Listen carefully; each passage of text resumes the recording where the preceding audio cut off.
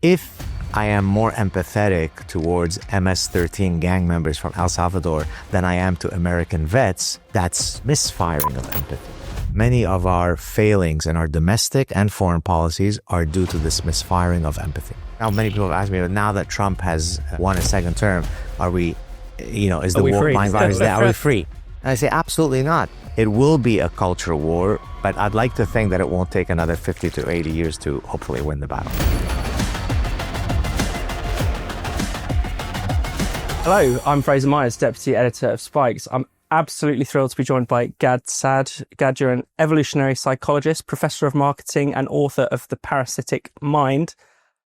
I wanted to start off by asking you about your childhood. You have a really interesting childhood. You grew up Jewish in Lebanon, and some of the changes that's happening there, the tumult, the civil war, sheds light on our current moment, I think. Indeed. So I was part of the last remaining group of Jews in Lebanon in the mid-70s. Most of my extended family had already left because maybe they read the writing on the wall better than my parents did. Or maybe my parents read the writing on the wall but refused to, chose to ignore it. And so in 1975, the Civil War began.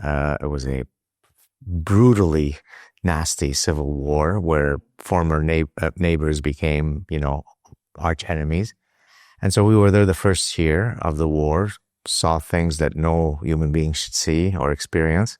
And luckily, we were able to escape into Montreal. My parents returned to Lebanon after we had emigrated to Canada. And on one of their return trips to Lebanon, they were kidnapped by Fatah. So many of the things that we see today with the kidnapping of hostages and so on are things that I lived very deeply in my childhood.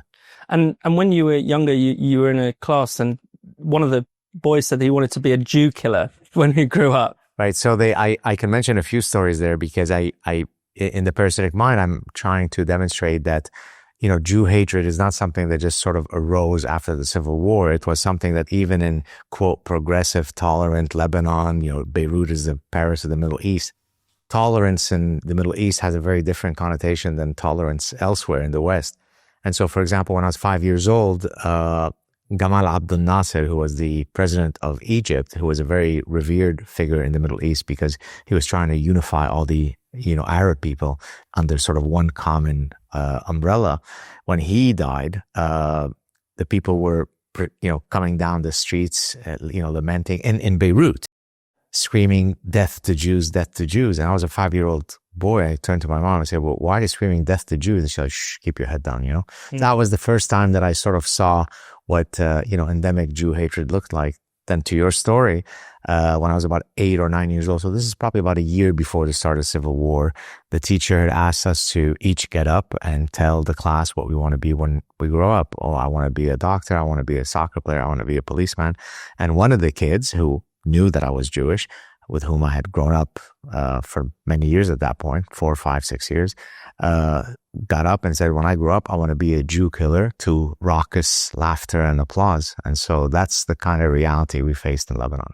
And you're living in Canada now. What are there similarities, worrying similarities? There are huge similarities, and I'll actually demonstrate that similarity with what I call the circle of life of the Star of David. In The Parasitic Mind, I tell the story of how, as we left Lebanon, on that fateful day that we left Lebanon, and we cleared the Lebanese airspace, the airline pilot announced that we had just cleared Lebanese airspace. And so my mother puts a Star of David around my neck. I'm 11 years old at that point, and says, now you can wear this, wear it proudly and no longer have to hide your identity. Fast forward to 2 weeks after October 7th, in 2023, my son, who at that point was almost the exact same age as I was when that story happened, comes with my wife to pick me up. I was working on a laptop at a cafe. She had just picked him up from a soccer match in the east end of Montreal, where there's a particular demographic group that is prevalent. And as I got into the car, he said, "Daddy, had you come to watch me play soccer today, and if you were wearing a Star of David, you'd be dead." That which I escaped in 1975 is now the reality that I face in 2025 now, but this was in 2023.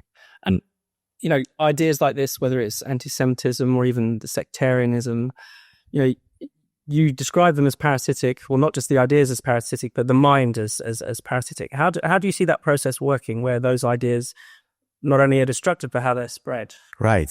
So let me explain to your viewers and listeners why I use this neuroparasitological framework. And so the idea is that the field of parasitology explores host-parasite interactions. And there are many, many instantiations of that in the animal kingdom, including in the human context.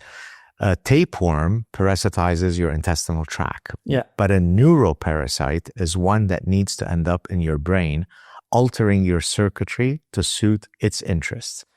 A classic example, but there are many that I discuss both in my lectures and in my book. A wood cricket abhors water. It wants nothing to do with water. But when it is parasitized by a hairworm, the hairworm needs the wood cricket to jump into water in order for the hairworm to complete its reproductive cycle. So it merely commits in the service of this parasite that has zombified its brain. And so that was my eureka moment. I said, well, now I'm going to take that framework and argue that human beings can be parasitized by actual physical brainworms, but also by ideological brainworms. And therefore, what I do in the book is I demonstrate how these idea pathogens developed. They all developed, regrettably, on university campuses because it takes professors to come up with some of the dumbest ideas. And then towards the end of the book, I offer, hopefully, an effective mind vaccine against the stupidity. And what is empathy? That's another one of your... Right. Thanks for asking. So in the parasitic mind, what I'm arguing is that in order for me to hijack your capacity to think, I need to get to your cognitive system. But we are both a thinking and feeling animal. Yeah. Yes. So the parasitic mind talks about how to parasitize your cognitive system. So empathy then completes the story by looking at what happens when I parasitize your emotional system. Now, why specifically empathy? So empathy is a perfectly beneficial virtue to have. We are a social species. It makes sense for us to be, given that we are a social cooperative species, to exhibit empathy to others. When you and I are having a conversation, we have what's called theory of mind. I need to put myself in the mind of Fraser to be able to understand what's in your mind in order for us to have a meaningful conversation. Theory of mind is part of what's called cognitive empathy. So it's not a rejection of empathy. It's a rejection of the misfiring of empathy. So if I am more empathetic towards MS-13 gang members from El Salvador than I am to American vets, that's empathy. If I argue that all immigrants, irrespective of which culture they come from, are equally likely to assimilate into the host society, that's empathy. If I think it's not really nice to punish felons who've already been arrested 137 times, maybe we need 138. This time around, they'll come around. That's empathy. So basically what I argue in the book is that many of our failings in our domestic and foreign policies are due to this misfiring of empathy. And how do we fight back against this? Because you would think an obvious answer would be to just think. But as you said, many of the most thinking, supposedly, people are actually the most susceptible to these bad ideas. Yeah, that's a great question. Look, I don't want to say it's an intractable problem because then there'd be no point in me getting out of bed. There'd be no point in me writing those books. There'd be no point in me being a professor, accepting your invitation. So I do think that with enough repetition, you can get people to move away from their cherished, anchored, sacred cows.